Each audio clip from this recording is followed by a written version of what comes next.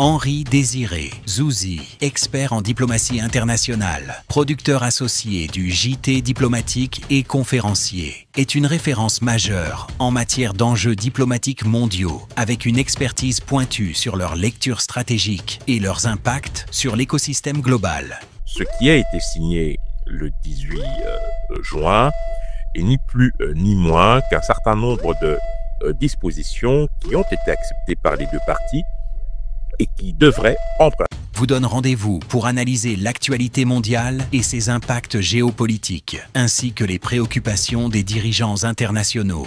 Le 18 juin 2025, un pas historique a été franchi à Washington dans le prolongement de la rencontre du 25 avril. Au programme, la représentante spéciale du secrétaire général de l'ONU en RDC et chef de la MONUSCO, Bintou Keïta à Goma. Les perspectives de la signature du deal entre les États-Unis d'Amérique, la RDC et le Rwanda à Washington.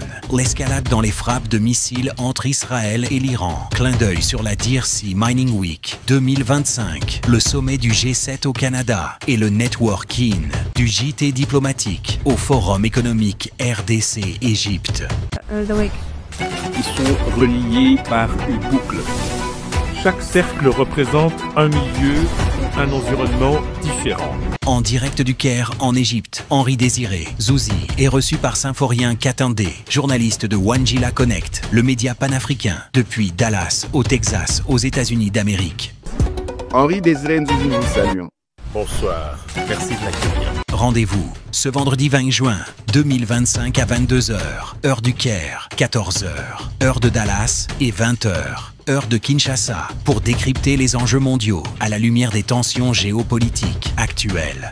Aujourd'hui, 52 pays africains bénéficient d'investissements chinois massifs dans des domaines clés.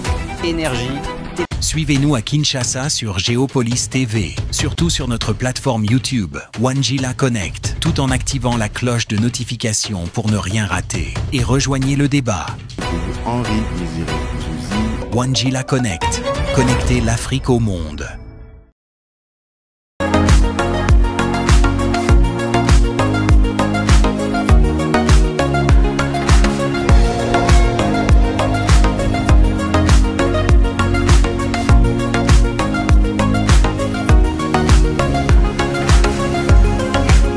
De partout où vous nous suivez, soyez le bienvenu dans votre nouveau numéro de votre magazine depuis les États-Unis d'Amérique pour un nouveau numéro. Le monde bouge, l'actualité avance au Moyen-Orient, conflit israélo-iranien. Nous sommes en plein mois de juin. Les accords tant entendus entre le Rwanda et la RDC. Pour parler de la géopolitique internationale, nous allons nous rendre au Caire, plus précisément en Égypte, rencontrer notre participant Henri Désiré Zouzi. Henri Désiré Zouzi, nous vous saluons.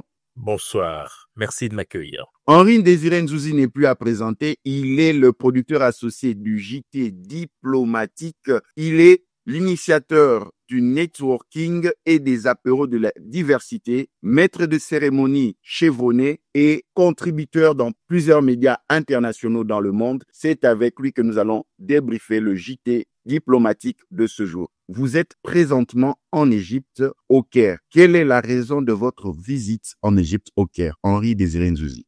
Eh bien, je fais partie de la mission économique et commerciale des entreprises congolaises qui séjournent en Égypte depuis maintenant quelques jours, depuis samedi et dimanche. C'est une initiative de la Chambre de commerce et d'industrie Égypte-RDC en partenariat avec l'ambassade d'Égypte à Kinshasa. Il s'agit donc d'une mission prospective qui a pour objectif de connecter les écosystèmes économiques congolais et égyptiens et bien évidemment d'examiner avec les entreprises égyptiennes qui le souhaitent les partenariats et opportunités d'investissement dans notre pays. C'est un séjour extrêmement utile parce que, vous savez, l'Égypte est une des locomotives économiques du continent africain. C'est un pays qui a énormément d'expérience dans des secteurs divers et la RDC gagnerait à profiter, en tout cas à bénéficier de cette expérience dans le cadre d'un partenariat gagnant-gagnant Et ma présence ici au Caire s'inscrit dans cette dynamique. Et que pouvez-vous nous dire par rapport au JT diplomatique qui s'est tenu en Égypte au Caire? Vous savez, il y a de cela 2 mois, nous avions organisé une mission économique à Doha au Qatar, et en marge de cet événement, nous avions organisé sur place un networking pour connecter les écosystèmes économiques et financiers congolais et qataris. Nous avons donc décidé d'organiser le même type d'événement ici au Caire, qui a rencontré un franc succès puisque nous avons eu l'opportunité de donner l'occasion à des entreprises égyptiennes désireuses justement, je dirais, de pouvoir se lancer sur le marché congolais, de pouvoir d'abord se présenter, et bien évidemment, et surtout annoncer leurs intentions à l'aune de leurs préoccupations, c'est-à-dire un accès dans des secteurs aussi divers que les infrastructures, les mines, les transports, l'énergie, l'agroalimentaire. Vous l'aurez compris, autant de secteurs d'activité qui suscitent un intérêt très vif de la part des investisseurs potentiels égyptiens. Henri Désiré Nzouzi, nous commençons avec l'actualité. Premièrement, les rumeurs dans les réseaux sociaux. Ça s'est affolé sur une prétendue décès d'un chef d'État, le président Paul Kagame. Et pourquoi aussi le gouvernement ne prend pas position pour faire un démenti ou pas, Henri Désiré Nzouzi? Écoutez, la réponse est toute simple. C'est une situation qui, de mon point de vue, évidemment, cela n'engage que moi, est entretenue à dessein par Kigali. Lorsque vous alimentez la rumeur, lorsque vous alimentez le soupçon, lorsque vous provoquez des réactions diverses et variées, lorsque les gens sont dans la spéculation, cela n'a d'autre objectif que de faire diversion. Mais je pense qu'il faut faire preuve d'un peu plus de prudence, de ne pas se laisser entraîner dans ce qui est dans l'air du temps, et raison garder par rapport à des rumeurs qui en réalité sont entretenues. De partout où vous nous suivez, nous sommes en connexion avec le Caire et Dallas, où nous recevons pour vous Henri Désiré Nzouzi. Il nous fait l'honneur d'être notre participant dans ce programme depuis le Caire en Égypte. Nous allons suivre un reportage sur le networking qui s'est tenu au Caire et nous revenons après.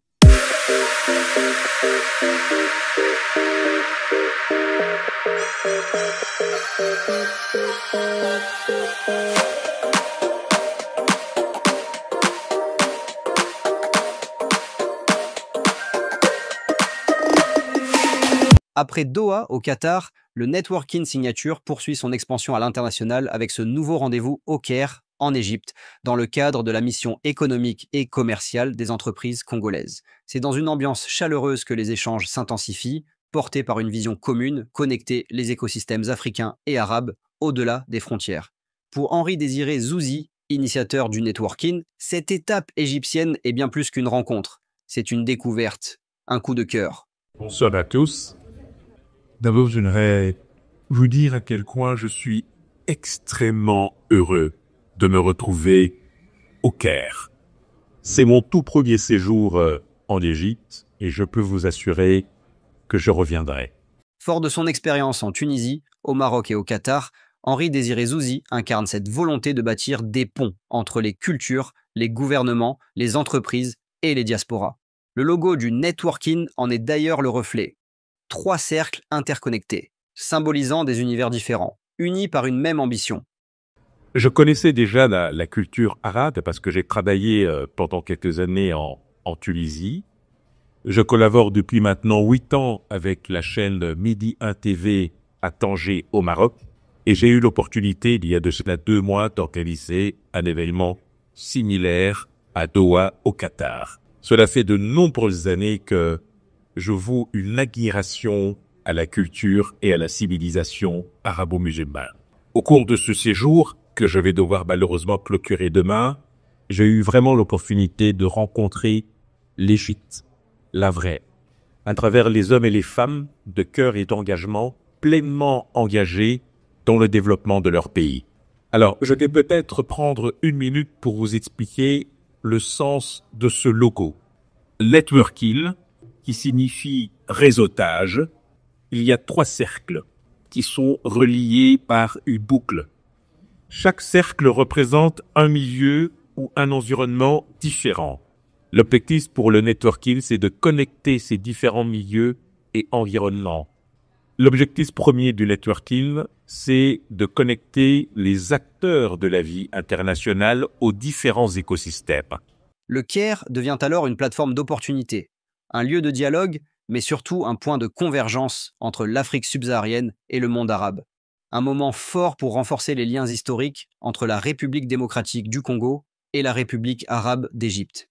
Alors, par acteurs de la vie internationale, nous avons bien évidemment les gouvernements, les missions diplomatiques, les entreprises et les multinationales, les institutions financières internationales, le système des Nations Unies, ainsi que les diasporas, très importants. En nous associant à l'événement de ce soir, nous avons la ferme volonté de pouvoir venir à la rencontre des différents écosystèmes égyptiens, afin qu'ils soient connectés aux différents écosystèmes congolais. Telle est la mission du networking, celle de connecter les écosystèmes, de donner la parole aux acteurs qui bâtissent un monde rempli d'opportunités.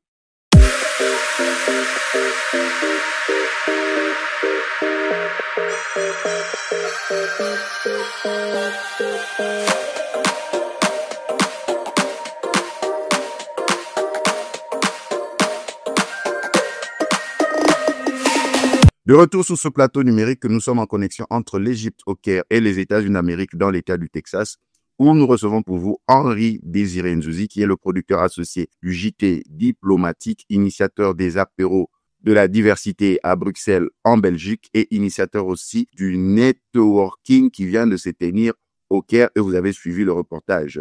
De retour sur ce plateau numérique, Henri Désiré Nzouzi, nous allons parler de la visite de la représentante du secrétaire général des Nations Unies en République démocratique du Congo et chef de la MONUSCO, Bintou Keïta, à Goma. Vous savez, il y a deux grilles de lecture possibles par rapport à cette visite. La première grille de lecture se veut, je dirais, beaucoup plus consensuelle, mais pas sans savoir que la MONUSCO, qui est présente en RDC depuis maintenant 26 ans, on rappelle la résolution 1273 qui instituait la MONUC, d'abord, qui sera transformée en MONUSCO en 2010, une mission d'observation qui est devenue ensuite une mission de stabilisation et de consolidation de la paix, qui a vécu des fortunes diverses jusqu'à l'humiliation suprême qui leur a été infligée malheureusement par ce mouvement rebelle au mois de février, au moment où les villes de Goma et de Bukavu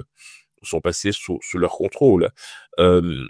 La MONUSCO, c'est les Nations Unies, c'est une mission qui a pour vocation de pouvoir accompagner des processus qui, en règle générale, doivent aboutir à une consolidation de la paix ou à un maintien de la paix. Il y a une situation humanitaire préoccupante, il n'est donc pas anormal que les Nations Unies puissent s'enquérir de cette situation, peu importe d'ailleurs l'interlocuteur. Il se trouve que la localisation géographique de ce drame humanitaire qui se joue sous nos yeux se trouve précisément dans le Nord Kivu, et donc dans cette première grille de lecture, il s'agit effectivement de considérer qu'il n'y a pas malice à y voir la MONUSCO prendre langue avec les rebelles du M23, dont je rappelle évidemment qu'ils sont téléguidés par Kigali. La deuxième grille de lecture, elle est, disons, moins consensuelle. D'abord parce que lorsque vous traitez un mouvement rebelle de mouvement terroriste et que par la suite vous décidez de prendre langue avec ce mouvement pendant qu'il y a au niveau de Washington des discussions qui se font. C'est là la grande question que j'allais renseigner. Alors, évidemment, cela contribue à, bien évidemment, légitimer le combat du M23 en faisant de ce mouvement terroriste un acteur de la vie internationale. Lorsque les Nations Unies, qui représentent le concert des nations, viennent à vous, en tant que mouvement terroriste ou rebelle, c'est une forme de reconnaissance. Et je ne suis pas certain que cela aille dans la bonne direction. Cela ne fera me semble-t-il, qu'entêter ce mouvement, cela ne fera que entretenir le flou et la confusion. Et je pense que de ce point de vue-là, cette grille de lecture n'est pas de nature à nous rassurer, puisque maintenant, le M23 aura beau jeu de dire que, de toute manière, certaines questions avaient déjà été abordées avec les Nations Unies. Je rappelle par ailleurs, il faut bien le dire, il y a de cela quelques mois que le M23 avait déjà eu l'opportunité d'échanger avec notamment le dispositif qui avait été déployé par la SADC et qui avait donc abouti au retrait des troupes qui avaient été déployées. C'était déjà à l'époque une manière directe ou indirecte, c'est selon, de reconnaître une forme de légitimité à ce mouvement qui, aujourd'hui, en dépit de ces manœuvres dilatoires, tente évidemment d'administrer des villes qui, aujourd'hui, ont vocation à revenir dans le giron national, puisqu'il est important que l'autorité de l'État soit restaurée dans cette partie du territoire national. Dans plusieurs médias internationaux, on est en train de décrier la transplantation d'une certaine population rwandaise à Goma et à Bukavu. La grande question, quelle est la solution que la MONUSCO va apporter qu'elle n'a pas pu apporter lorsque Bukavu et Goma n'étaient pas occupés? Aujourd'hui, quelle est la solution? Alors, je crois que ce qu'il faut d'abord avoir présent à l'esprit, ce sont les considérations humanitaires. Vous avez une frange importante de la population qui erre sans feu ni lieu, qui ne bénéficie d'aucune assistance d'où qu'elle vienne, et cela implique qu'il y ait l'ouverture notamment de couloirs humanitaires. Et je pense que les Nations Unies, à travers ces différentes agences qui opèrent sous la supervision de la MONUSCO, on pense au Programme alimentaire mondial, on pense à la FAO, on pense au HCR, ont toute une partition à jouer dans cette séquence pour le moins douloureuse.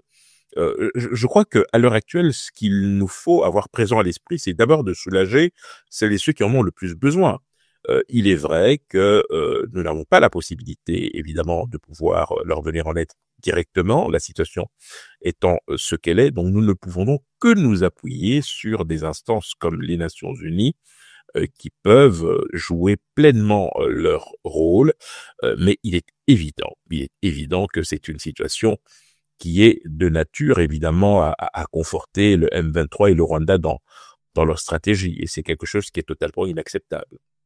Il y a eu un accord de principe qui a été signé entre le Rwanda et la République démocratique du Congo. Ils se sont mis d'accord sur l'essentiel et le département d'État américain va plus loin pour dire qu'il y a une possibilité de signature d'accord. Henri Désiré Nzouzi, premièrement, quelle est l'opportunité de refaire ce qui a été fait? Parce que là, nous pensons que c'est une seconde signature de l'accord de principe qui a été déjà fait devant Marc Boulos. Nous avions vu la représentante de la République démocratique du Congo, Madame la ministre des Affaires étrangères, Thérèse Wagner-Kaikwamba, avec son homologue rwandais. Mais cette fois-ci, ce sont les techniciens qui se sont mis à la manœuvre. Quelle est la différence, premièrement, dans cet état? Henri Désiré Nzouzi. Bon, je pense qu'effectivement, lorsque vous faites référence à l'accord de principe qui avait été signé entre la ministre des Affaires étrangères, Thérèse Kaikwamba, et son homologue rwandais, il s'agissait de jeter les bases de ce qui pouvait constituer l'ossature d'un accord durable. Cette fois-ci, vous l'aurez compris, il a fallu, de part et d'autre, disons, faire état de ces exigences tout en acceptant de faire des concessions sur des points qui fâchent. Ce qui a été signé le 18 juin est ni plus ni moins qu'un certain nombre de dispositions qui ont été acceptées par les deux parties et qui devraient, en principe, avant la signature annoncée des deux ministres le 27 juin prochain, faire l'objet de nouvelles discussions. En réalité, les divergences persistent, mais on accepte, et c'est le sens même des concessions, on accepte de mettre de côté certaines exigences pour avancer. Je rappelle que tout cela intervient dans un contexte très particulier. Souvenez-vous, il y a de ça quelques jours, les Américains conditionnaient la signature de cet accord par un retrait des troupes étrangères. C'est l'une d'ailleurs des exigences que notre gouvernement avait formulées et qui respecte la lettre et l'esprit de la résolution 2773 qui a été adoptée, vous vous en souvenez, en février dernier. Aujourd'hui, je pense que il a été acté de la part des Américains qu'il était peut-être important d'avancer sur l'essentiel sans braquer l'une ou l'autre partie. Et je pense que ce qui a été acté, c'est simplement des points de discussion qui devraient pouvoir aboutir à un accord, encore un accord de principe, me direz-vous, mais en tout cas, une volonté des deux parties d'aller plus loin. Vous noterez par ailleurs que dans ce qui a été signé, il n'y a aucune référence aux considérations économiques. On voit qu'on se concentre essentiellement sur les questions sécuritaires. C'est très important de le souligner parce que nous ne sommes pas tout à fait dans la même dynamique qui avait été enclenchée au moment de la signature de l'accord de principe, où là, effectivement, on avait effectivement évoqué des points relatifs au commerce transfrontalier, aux relations économiques et à l'intégration régionale. Ici, nous sommes dans tout à fait autre chose.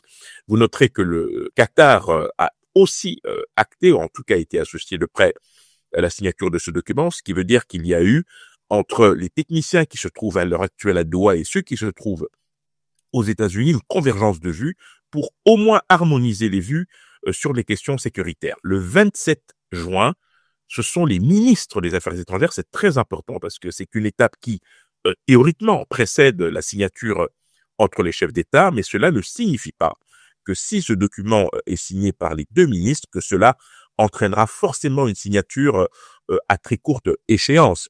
Nous allons donc devoir faire preuve de beaucoup de patience et éviter évidemment de se perdre en conjecture puisque à l'heure actuelle, nous n'avons aucune précision, aucun détail sur le contenu de cet accord.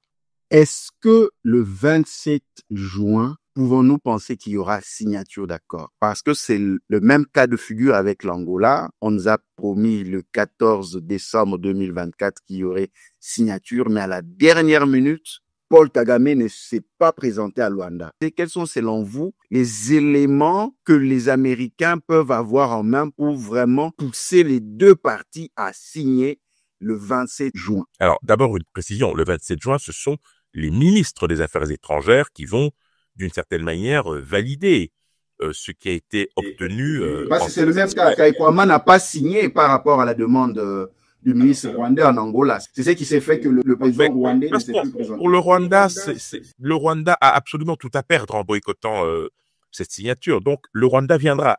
Il y a un deuxième élément qui me paraît fondamental, c'est que vous avez quand même le Qatar d'un côté et les États-Unis. Les États-Unis jouent leur crédibilité sur ce dossier et le Qatar a une influence notamment économique suffisante que pour contraindre Kigali à se déplacer à Washington pour signer en tout cas ce projet d'accord. Parce que dans mon esprit, ça reste un projet d'accord et il faudra attendre véritablement que cela soit avalisé de manière définitive et coulé dans le marbre par les chefs d'État pour que l'on puisse effectivement se dire que nous avons atteint notre objectif et donc nous pouvons repartir sur des bases saines pour garantir une paix durable dans la sous-région. Mais on en est encore très loin.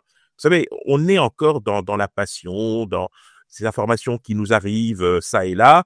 Je pense qu'il faut raison garder, patienter un peu, voir comment les choses vont s'articuler, attendre patiemment le 27 juin pour savoir ce qui va se passer, parce que nous ne sommes pas à l'abri d'un coup de théâtre de dernière minute. Vous savez que nous avons déjà été, disons, soumis à ce type d'épreuve dans le passé, mais il faut rester optimiste.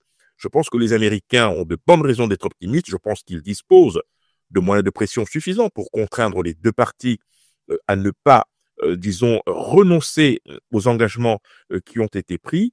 Mais encore une fois, c'est un document paraphé par des experts qui doit être validé par les deux ministres et en dernier ressort, évidemment, seront confirmées donc toutes les dispositions par les chefs d'État qui devraient se déplacer dans les semaines, dans les mois qui viennent. Mais quand même, c'est une bonne nouvelle pour Kinshasa. Bonne nouvelle pour Kinshasa, mais disons que c'est la confirmation que les discussions avancent, tout simplement. Le contraire aurait été surprenant. Mais je m'interroge simplement sur la nécessité de communiquer sur un document sur lequel les experts se sont mis d'accord.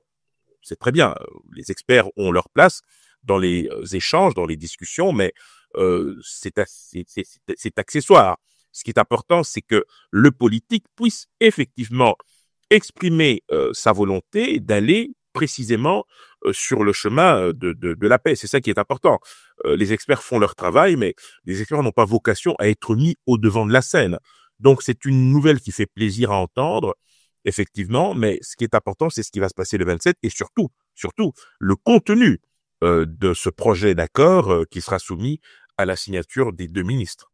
De partout où vous nous suivez, vous êtes dans votre nouveau numéro de votre magazine en connexion entre le Caire et Dallas, où nous recevons pour vous Henri Désiré Nzouzi, producteur associé du JT diplomatique, initiateur des apéros de la diversité à Bruxelles en Belgique, ainsi que initiateur du networking.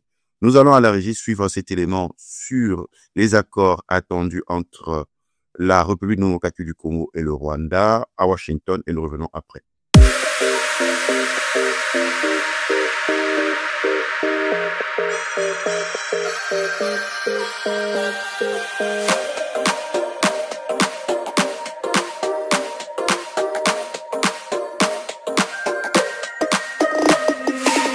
Le 18 juin 2025, un pas historique a été franchi à Washington dans le prolongement de la rencontre du 25 avril dernier entre le secrétaire d'État américain, les ministres des Affaires étrangères de la RDC et du Rwanda. Cette fois-ci, ce sont les équipes techniques qui ont pris le relais et ont paraphé un accord de paix préliminaire après 3 jours de discussions intenses sous médiation américaine avec l'appui du Qatar. Cet accord, fruit de négociations discrètes mais soutenues, vise à mettre fin aux tensions armées persistantes dans l'est de la RDC. Il inclut plusieurs engagements clés: le respect mutuel des frontières, la fin des hostilités, le désarmement progressif des groupes armés, ainsi qu'un mécanisme conjoint de sécurité pour suivre sa mise en œuvre.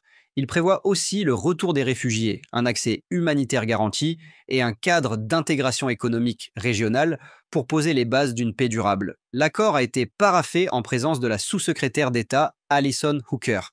Le secrétaire d'État Marco Rubio présidera quant à lui la signature officielle prévue le 27 juin à Washington entre Madame la ministre Thérèse Kayikwamba Wagner et son homologue rwandais.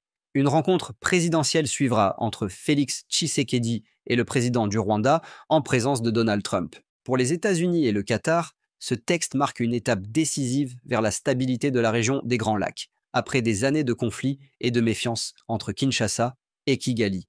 Malgré cette avance, la République démocratique du Congo devrait rester vigilante pour faire privilégier les intérêts du peuple congolais, ainsi que l'intégrité de son territoire national.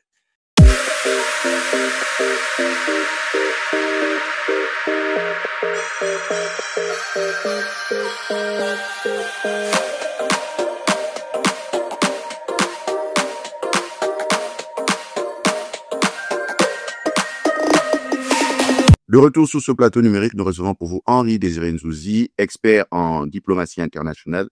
Il est en connexion avec nous entre le Caire et Dallas. Wagner confirme son départ de Conakry, mais nous remarquons que l'armée russe intensifie sa présence en Afrique, notamment Bamako, les pays du Sahel et d'autres coins stratégiques. Comment changer Wagner, mais par la présence militaire maintenant russe? Est-ce que le Kremlin veut montrer son visage apparent en Afrique? Henri Désiré Nzouzi. D'abord, il faut rappeler que le groupe Wagner n'existe plus. Il a été rebaptisé Africa Corps et est directement dirigé, supervisé par le ministère russe de la Défense. Oui, comme vous, évidemment, nous avons tous suivi le départ présumé, parce que nous n'avons aucune preuve de l'ex-dispositif Wagner du Mali et de la Guinée. Mais vous savez, avec ce qui se passe en Ukraine, avec les critiques fort justifiées qui ont été formulées à l'endroit de la Russie, il était important que Moscou puisse, d'une certaine manière, repenser toute sa stratégie, notamment sur le continent africain.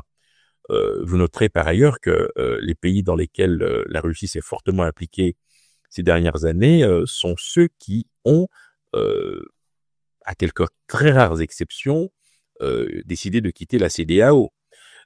Or, pour ceux qui sont rompus aux subtilités de la diplomatie africaine, il y a toujours eu cette petite musique, selon laquelle la CEDEAO était inféodée à l'Occident, et on pense évidemment à la France, ce qui n'est pas du tout fondé, même s'il est vrai que la France entretient des relations extrêmement proches avec certains pays membres. On pense évidemment au Togo, au Sénégal, à la Côte d'Ivoire, même si aujourd'hui les choses semblent changer, puisqu'il y a véritablement une prise de responsabilité de la part de ces pays pour que désormais les relations soient à la fois franches, sincères et gagnant-gagnant. Pour revenir à la Russie, il faut bien comprendre qu'à partir du moment où la Russie est affaiblie sur le plan diplomatique et donc fait l'objet évidemment d'une attention très particulière de la communauté internationale qui, il faut bien le dire, a tenté depuis 2022 d'isoler la Russie. Cela a été plus ou moins atteint en tant qu'objectif, mais vous noterez également que le rôle de la Russie au sein des BRICS n'a jamais été aussi important, et de nombreux pays n'ont pas hésité à afficher ostensiblement leur soutien à la Russie. La Russie, en réalité, bénéficie de plusieurs, je dirais, paramètres ou indicateurs. D'abord, il y a une forme de désunion au niveau continental africain, puisque la perception que les Africains ont du conflit en Ukraine varie selon les intérêts des uns et des autres. Ça, c'est une première grille de lecture. La deuxième, c'est que compte tenu du potentiel en ressources naturelles de la Russie, on pense évidemment au gaz, au pétrole et à certains minéraux critiques, vous avez des acteurs de la vie internationale qui préfèrent afficher une attitude de neutralité ou de prudence pour ne pas contrarier les intérêts de la Russie. Puis vous avez des acteurs comme la Chine, comme l'Inde notamment, qui sont des puissances nucléaires, qui ont plutôt affiché une forme, non pas de complaisance, mais disons de bienveillance à l'égard de la Russie, ce qui leur a permis de faire l'économie d'une crise diplomatique avec Moscou. Vous l'aurez donc compris, nous avons un paysage géopolitique et stratégique extrêmement fragmenté selon les intérêts des uns et des autres. Et je rappelle que la Russie étant membre permanent du Conseil de sécurité, eh bien, c'est beaucoup plus facile pour la Russie de pouvoir user de son droit de veto pour empêcher toute résolution de contrarier ses ambitions en Ukraine. La Chine vers la suppression du droit de douane pour 53 pays en Afrique. Est-ce qu'il ne veut pas porter un coup aux États-Unis d'Amérique par rapport à son expansion dans l'exploitation de minerais? Qu'est-ce que vous en pensez, Henri Désiré Nzouzi? Mais naturellement, c'est une réponse qui est effectivement adaptée à la situation et qui devrait faire réfléchir les États-Unis. Vous savez, la Chine a pris beaucoup d'avance sur les États-Unis ces dernières années. La présidence d'Obama et de Joe Biden, même la première présidence de Donald J. Trump, n'ont pas été à la hauteur, je dirais, de ce que l'on aurait pu espérer de la part des États-Unis sur le continent africain. La seule initiative d'envergure, en tout cas l'une des initiatives d'envergure, ça a été évidemment le déploiement de l'Africom et de certains dispositifs, notamment la stratégie notamment globale pour repenser les relations économiques et commerciales des États-Unis avec les pays africains, avec des solutions qui ont été élaborées au département d'État et qui laisse très peu de place à l'Afrique en tant que continent et en tant que acteur capable de prendre des initiatives. Et la Chine s'est montrée beaucoup moins regardante sur les principes, là où les Occidentaux avaient toujours tendance à mettre en avant la démocratie, les droits de l'homme, etc. La Chine avait une approche beaucoup plus pragmatique, beaucoup plus, je dirais, respectueuse des situations de politique intérieure des pays africains. C'est ce qui fait et c'est ce qui continue à faire le succès de la Chine, qui ne s'embarrasse pas de scrupules ni de précautions et qui préfère traiter directement sans, disons, interférer avec les situations politiques intérieures. Donc ça, c'est quelque chose qui est à mettre à l'actif de la Chine. Cela ne signifie pas que la Chine est forcément animée de bonnes intentions. On a vu notamment lors du dernier sommet Chine-Afrique, qui c'est le fameux forum sino-africain qui s'est déroulé il y a de cela quelques mois. Parmi les critiques qui ont été formulées, il y avait le fait que les Chinois venaient déjà avec des solutions qui étaient imposées. C'était difficile pour les pays africains de pouvoir faire jouer leurs propres différences à partir du moment où la Chine met des moyens sur la table. Ce sont des moyens qui, selon les situations, permettent néanmoins à certains pays africains de pouvoir y trouver, disons, leur compte.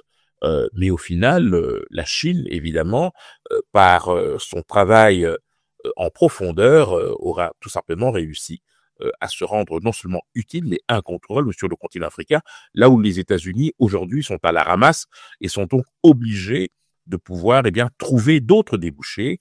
On en connaît, certains qui pourraient éventuellement contrarier les ambitions chinoises sur le continent africain. Il y a bien évidemment le fameux corridor de Lobito et d'autres initiatives de ce type, mais la Chine, aujourd'hui, a les moyens de pouvoir faire plier les États-Unis en ayant des contre-mesures ou je dirais des réponses qui sont parfaitement adaptées aux décisions qui sont parfois très mal comprises et qui sont prises par l'administration Trump. De partout où vous nous suivez, nous sommes en connexion entre Caire et Dallas où nous recevons pour vous Henri Désiré Nzouzi, expert en diplomatie internationale, producteur associé du JT diplomatique, initiateur des apéros de la diversité en Belgique à Bruxelles et initiateur du networking. Nous allons suivre cet élément sur les échanges commerciaux entre la Chine et l'Afrique. Nous revenons après.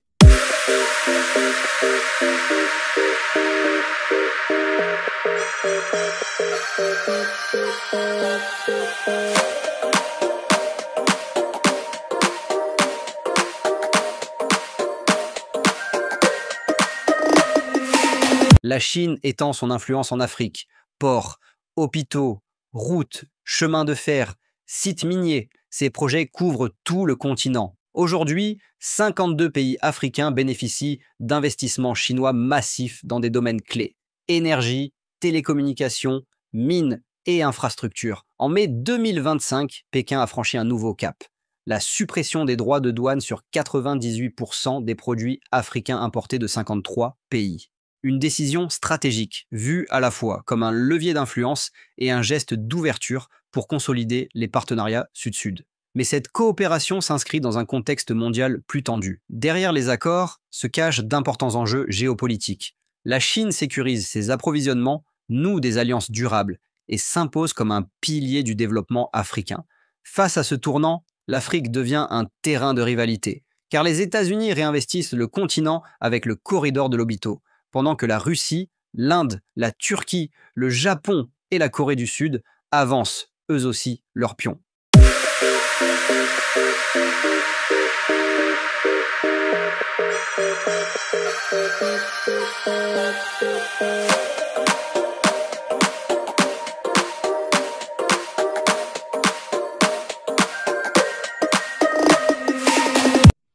De retour sur ce plateau numérique, nous recevons pour vous Henri Désiré Nzouzi, qui est expert en diplomatie internationale. Nous sommes en connexion entre le Caire et Dallas. Vous êtes dans votre nouveau numéro de votre magazine du JT diplomatique. Israël a pris une décision préventive pour attaquer de manière préventive l'Iran concernant ses bases militaires et sa stratégie nucléaire. Henri Désiré Nzouzi.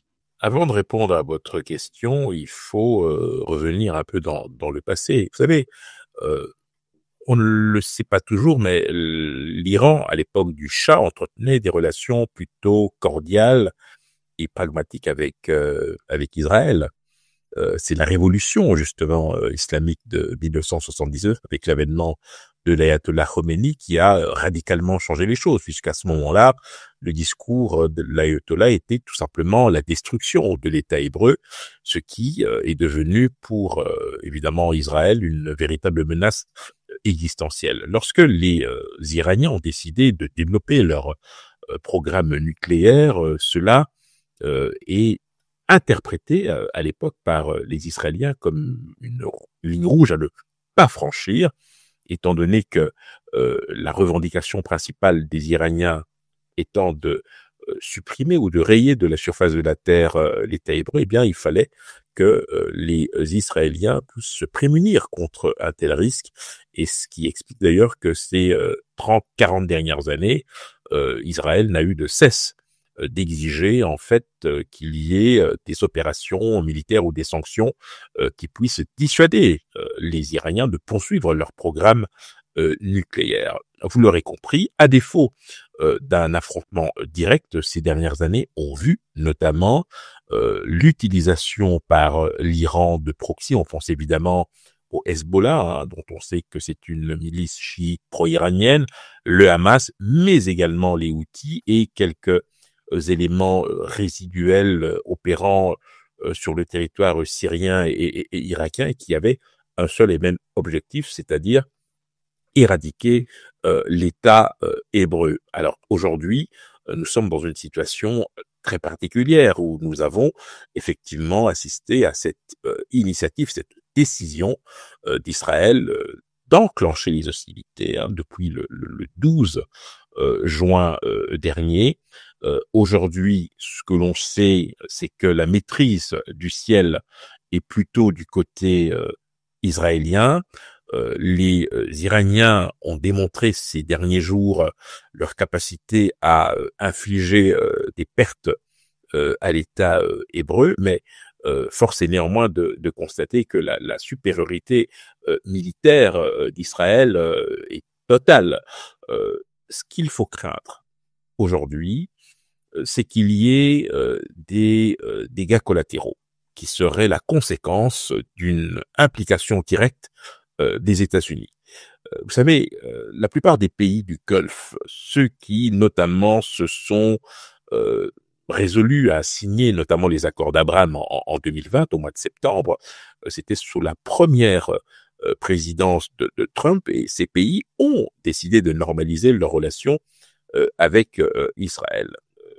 L'Iran n'a jamais caché sa volonté de punir ces pays si jamais les États-Unis, par exemple, décidaient de s'impliquer dans ce conflit. Et on pense évidemment à certains pays comme les Émirats arabes unis, comme Bahreïn, qui sont en première ligne. Vous savez qu'ils sont à un jet de pierre de l'Iran, et on peut tout à fait imaginer, ce n'est pas du tout de l'ordre de la science-fiction, que ces pays soient perçus à tort ou à raison comme étant des alliés des États-Unis, et qui puissent effectivement subir eux aussi des attaques de la part de l'Iran, ce qui serait une manière assez subtile pour l'Iran d'internationaliser le conflit et de faire en sorte que ses alliés réels ou supposés des États-Unis se retournent précisément contre les États-Unis. Aujourd'hui, nous sommes véritablement à un point de bascule, parce que si par malheur, nous avons d'autres acteurs qui pointent leur bout de nez. On pense évidemment à la Russie, à la Chine, à la Corée du Nord, qui, selon certaines informations, auraient décidé de soutenir directement ou indirectement l'Iran. Là, nous aurions pour le coup une situation très très préoccupante, aux conséquences incalculables pour la sécurité et la paix dans le monde. Il faut bien le dire. Vous comprendrez aisément mes inquiétudes si jamais le conflit devait s'envenimer. Eh bien, les dégâts collatéraux pourraient s'étendre au-delà du Moyen-Orient, affecter l'Afrique et même les pays d'Amérique du Sud, l'Asie du Sud-Est, bref, des zones qui sont extrêmement et largement tributaires du commerce international, dont je rappelle que l'Iran, malgré les différentes sanctions infligées ces dernières années, restait quand même l'un des piliers, ne serait-ce que pour une raison, ce sont ses réserves évidemment en hydrocarbures. Donc, vous voyez qu'il y a une interaction, une interdépendance entre les enjeux à la fois économiques, géopolitiques et stratégiques, qui sont de nature à remodeler, je dirais, la physionomie du monde. On a eu les 2 premiers chocs pétroliers. Nous sommes peut-être à la veille d'un 3e choc pétrolier dont on ne peut pas mesurer à l'heure actuelle l'importance. Mais ce qui est certain, c'est que plus rien ne sera comme avant. Aujourd'hui, lorsqu'on se rencontre dans ces sommets comme le G7, de quoi l'on parle? Lorsqu'on a tout divise. Les questions climatiques divisent. La guerre ukrainienne divise. Aujourd'hui, vous avez la situation entre Israël et l'Iran divise. Les questions économiques mondiales divisent et la tendance politique mondiale divise. Lorsqu'on arrive dans ces sommets, qu'est-ce que l'on parle franchement hors caméra? Alors, rappelez d'abord que le G7 réunit les pays les plus industrialisés. Il y a de cela quelques années, la Russie a été exclue de ce club pour les raisons que vous devinez aisément. En réalité, nous sommes face à un ensemble de pays qui, à eux seuls, contrôlent ou en tout cas représentent une proportion non négligeable du PIB mondial et du commerce international. Ce sont donc des pays qui ont une capacité à agir à la fois à travers les institutions de Bretton Woods, on pense à la Banque mondiale et au FMI, dont la plupart de ces pays sont parmi les actionnaires majoritaires. Et puis, vous avez évidemment une influence politique et diplomatique non négligeable. Parmi les pays membres du G7, vous en avez 3 qui sont membres permanents du Conseil de sécurité. Les États-Unis, la France et la Grande-Bretagne. Ce n'est pas peu de choses. Ça, c'est une première chose. La deuxième, c'est que vous avez parmi ces pays, vous avez 3 puissances nucléaires. États-Unis, France, Royaume-Uni. Vous avez aussi parmi ces pays la France, l'Allemagne, qui sont de véritables locomotives économiques sur le continent, auxquelles s'ajoute bien évidemment l'Italie. Je ne vous parle même pas du Canada et des États-Unis. Bref, ce sont des pays qui véritablement ont la capacité d'influencer à la fois la diplomatie internationale et le commerce. Lorsque vous prenez l'Organisation internationale de la francophonie, eh bien, vous n'êtes pas sans savoir que c'est le Canada et la France qui tous les 4 ans, ont la possibilité de désigner directement ou indirectement le secrétaire général. Et parmi les sujets qui sont évidemment abordés, vous l'avez évoqué tout à l'heure, la question du réchauffement climatique, dont les États-Unis ont décidé de quitter l'accord de Paris, mais cela ne doit en aucun cas, je dirais, décourager les signataires de l'accord de Paris, la fameuse COP 21 qui avait été historique lorsque l'on a vu effectivement près de 200 pays signer un engagement ferme, en dépit du fait que quelques années après, Trump, dès son arrivée, a décidé de sortir de cet accord. Le caractère imprévisible de Donald Trump et de son administration n'enlève en rien le fait que les États-Unis restent un partenaire très important. C'est l'épine dorsale, pour ne pas dire le vaisseau amiral de l'OTAN, puisqu'il en est fortement question au moment où les Européens s'interrogent sur leur capacité à pouvoir, disons, se passer du parapluie américain, ce qui, de vous à moi, est totalement exclu à l'heure actuelle. Et avec ce qui se passe à l'heure actuelle en Iran, vous pensez bien que le débat va désormais consister à rassurer les États-Unis sur l'intérêt qu'auraient les pays européens à pouvoir être beaucoup plus, je dirais, exigeants par rapport à leur propre contribution s'ils veulent continuer à bénéficier du parapluie américain. Vous l'aurez compris, toutes ces situations s'imbriquent les unes dans les autres et font que les acteurs sont obligés, à un moment donné, de pouvoir adapter leur position par rapport à la réalité. De partout vous nous suivez, vous êtes dans votre nouveau numéro de votre magazine entre le Caire et Dallas, où nous recevons pour vous Henri Désiré Nzouzi, expert en diplomatie internationale. Nous allons suivre un élément sur le sommet du G7 qui s'est tenu au Canada et nous revenons après.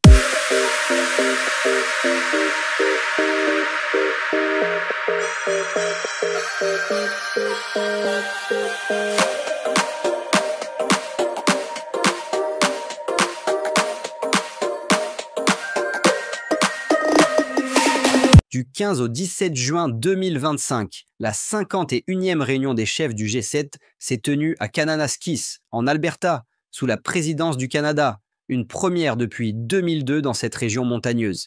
Y participaient les dirigeants du Canada, Mark Carney, des États-Unis, Donald Trump, du Royaume-Uni, Keir Starmer, de la France, Emmanuel Macron, de l'Allemagne, Friedrich Merz, de l'Italie, Giorgia Meloni, du Japon, Shigeru Ishiba, ainsi que les présidents du Conseil et de la Commission européenne. Des pays invités, comme l'Inde, l'Australie, le Brésil, le Mexique, l'Afrique du Sud, la Corée du Sud et l'Ukraine, ont également pris part à certaines sessions. Les discussions ont porté sur la sécurité mondiale, la guerre en Ukraine, la crise Israël-Iran, l'économie, le commerce, l'intelligence artificielle, les minéraux critiques, les infrastructures et la lutte contre les migrations clandestines. Parmi les résolutions adoptées, 6 déclarations communes sur l'IA, les minéraux critiques, les incendies de forêt, la répression transnationale, les passeurs et la technologie quantique, ainsi qu'un nouvel appui militaire canadien à l'Ukraine de 2 milliards de dollars canadiens. Les recommandations incluent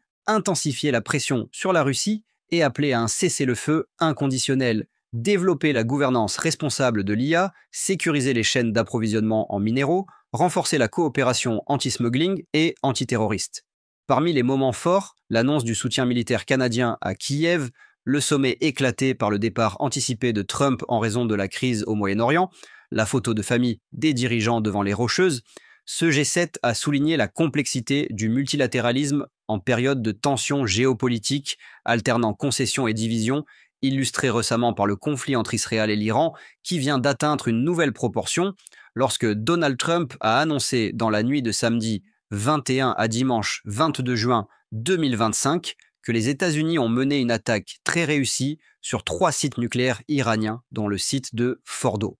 Les installations d'enrichissement nucléaire de Téhéran ont été totalement détruites, selon le président américain, qui menace l'Iran de nouvelles frappes si le pays ne fait pas la paix. Les tensions tant redoutées ne font que commencer.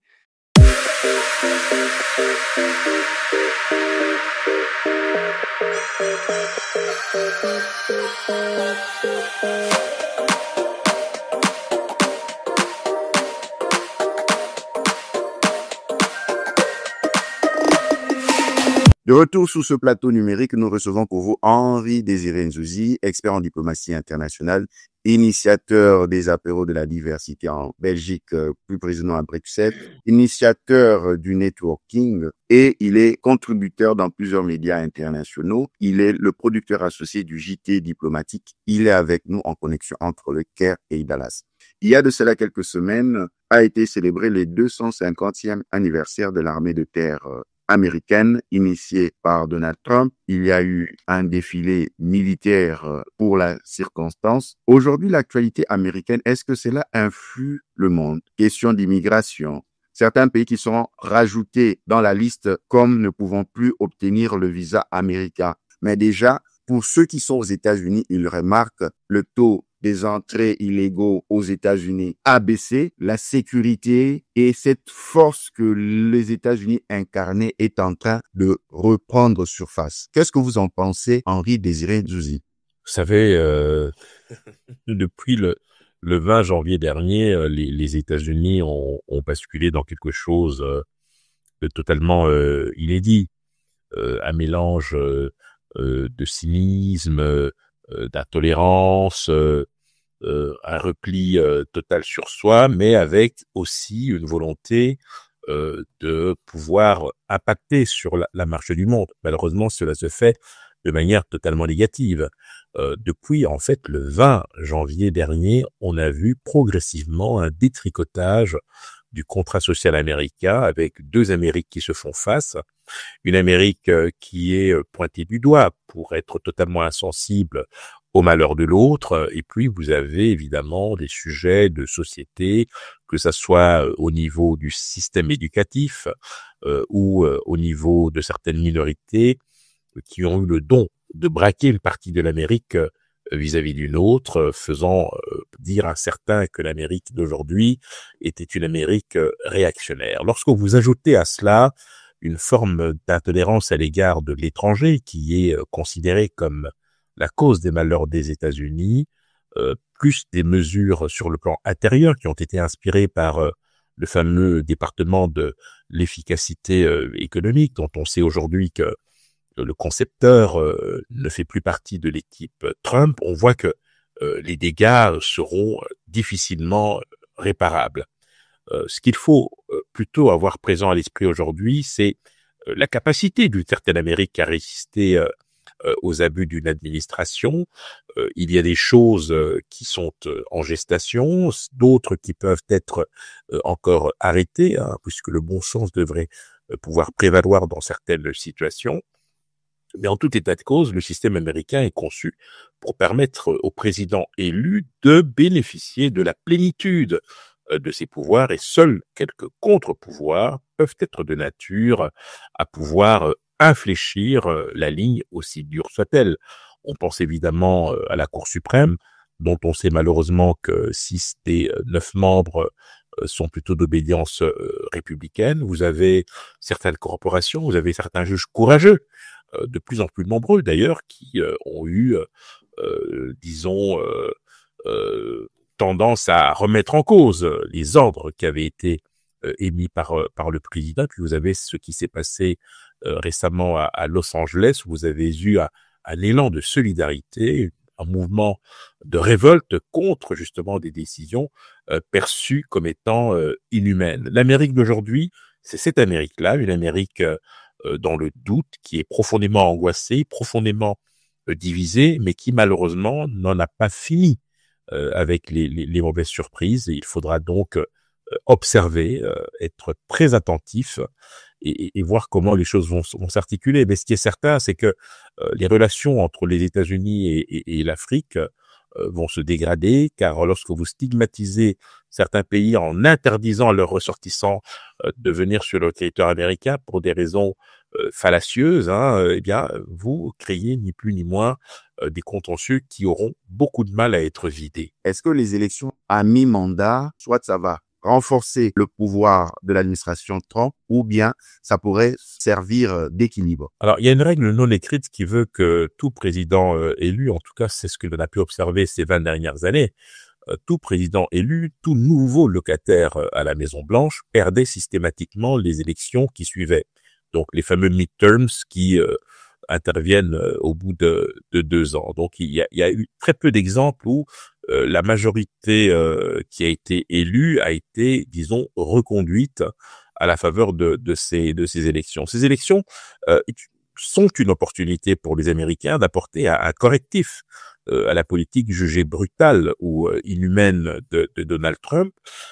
Mais pour cela, il faudrait qu'au sein même du Parti républicain, des voix osent s'élever pour précisément faire en sorte que les choses puissent changer. Or, une telle démarche signifierait ni plus ni moins la perte d'une majorité. C'est véritablement une prise de conscience et de responsabilité individuelle pour chacun des membres du Congrès ou de la Chambre des représentants. Mais ce qui est important aujourd'hui, c'est au fond de voir jusqu'où le président pourrait aller et quelle serait à ce moment-là la capacité des contre-pouvoirs américains à pouvoir agir et pour, de façon, je dirais, institutionnelle, eh bien, constituer des garde-fous pour éviter que des décisions fâcheuses affectent la paix et la sécurité aux États-Unis, car on est vraiment dans une logique d'affrontement. Nous allons faire un clin d'œil. Comment s'est passée cette grande rencontre? Nous avons vu ce public, nous avons vu Henri Désiré Nzouzi sollicité de partout. Qu'est-ce que vous retenez de ce sommet DRC Mining Week 2025? Alors, il faut d'abord rappeler que c'est depuis 2006 que la DRC Mining Week est organisée. D'ailleurs, elle ne portait pas ce nom-là. À l'époque, elle portait le nom de iPad, qui était une initiative qui avait pour objectif de créer les conditions d'un développement sur le continent africain. Le secteur minier est devenu prédominant, prépondérant lorsque il y a eu la délocalisation totale de cet événement à Lubumbashi, car durant les premières années, l'ouverture se faisait à Kinshasa et la clôture se faisait à Lubumbashi. Et depuis donc une dizaine d'années, eh bien, la Mining Week a pris ses quartiers à Lubumbashi. C'est un rendez-vous important qui met en présence les pouvoirs publics, le secteur minier, les acteurs du secteur minier. On pense évidemment aux entreprises, on pense aux sous-traitants, on pense aux transporteurs, on pense aux fournisseurs d'énergie. Et puis, année après année, vous avez eh bien d'autres secteurs d'activité annexes qui sont venus se greffer. Vous avez la finance, les banques, les missions diplomatiques accréditées en RDC participent également, parce que vous savez, il y a une composante importante du secteur minier dont on ne parle pas beaucoup, mais qui sont les communautés locales qui, depuis quelques années, font l'objet d'une attention très particulière des entreprises minières, puisque dans le cadre de la responsabilité sociétale ou sociale des entreprises, eh bien, ces communautés locales bénéficient d'apports financiers qui permettent d'améliorer le cadre de vie de leur population. Ça permet aussi d'impliquer directement les populations dans le processus minier, avec notamment l'engagement de jeunes, de moins jeunes. On crée des filières de formation qui permettent de pouvoir maîtriser certains métiers. On permet aussi d'engager directement dans les entreprises minières des personnes vivant dans la périphérie de ces entreprises. Bref, vous l'aurez compris, tout un écosystème qui se met en place autour du secteur minier et qui donc fait vivre toute une population et qui permet donc à tout un secteur de fonctionner, secteur extractif dont je rappelle qui constitue à peu près 75 à 80% du PIB. De partout où vous nous suivez, nous recevons pour vous Henri Désiré Nzouzi entre le Caire et Dallas. Nous allons suivre un élément sur la DRC Mining Week 2025 qui s'est tenue à Colosi et nous revenons.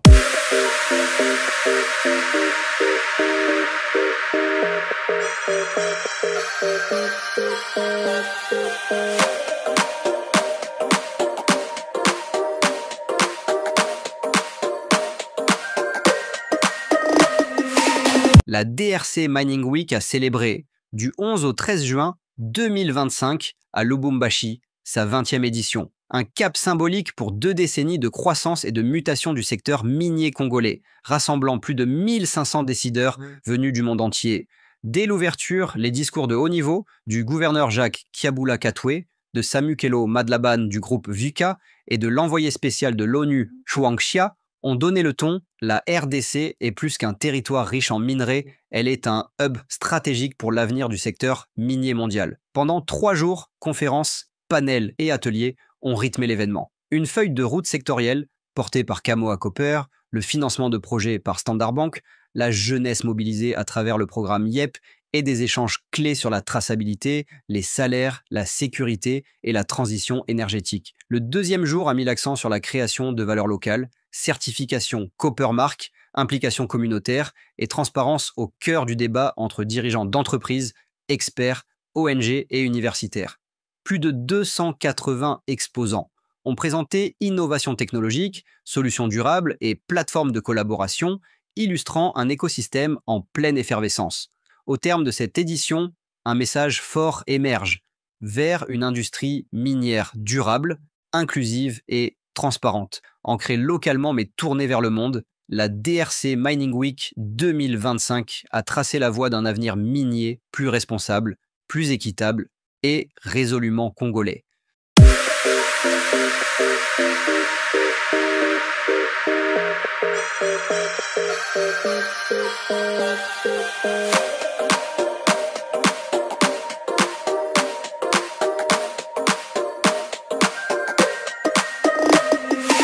De retour sur ce plateau numérique, c'est déjà la dernière ligne droite de nos échanges. Nous recevons pour vous Henri Désiré Nzouzi.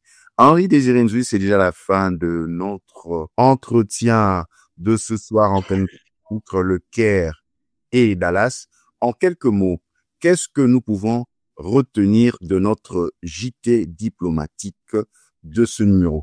Sur le plan national, nous devrions être très très attentifs à ce qui se passe à l'heure actuelle à Washington. Rester vigilants sur le plan intérieur pour éviter que nous ayons d'autres situations sécuritaires préoccupantes. Au niveau continental africain, c'est de voir comment est-ce que les solutions vont, les situations vont évoluer pays par pays. Vous avez bien évidemment la situation qui prévaut au Moyen-Orient avec cet affrontement entre Israël et l'Iran, qui n'a pas encore livré tous ses secrets, car croyez-moi, nous ne sommes pas à l'abri de mauvaises surprises, que du contraire. Tout sera, à mon avis, indexé à l'attitude des États-Unis. La conséquence de tout cela, c'est que cela va décomplexer le langage de la violence. Henri Désiré Nzouzi, un grand merci d'avoir participé à ce programme depuis les Caire en Égypte. Tout le plaisir était pour moi. À très bientôt. De partout où vous avez suivi, nous avons reçu pour vous Henri Désiré Nzouzi. Il est le producteur associé du JT diplomatique, expert en diplomatie internationale, initiateur des apéros de la diversité à Bruxelles en Belgique et initiateur du networking pour des raisons professionnelles et du networking. Il est en Égypte au Caire. Merci de nous avoir suivis. Restez branchés à nos programmes. Suivez-nous sur toutes nos plateformes ainsi que sur les chaînes partenaires. Que Dieu vous bénisse. À la prochaine. Ciao.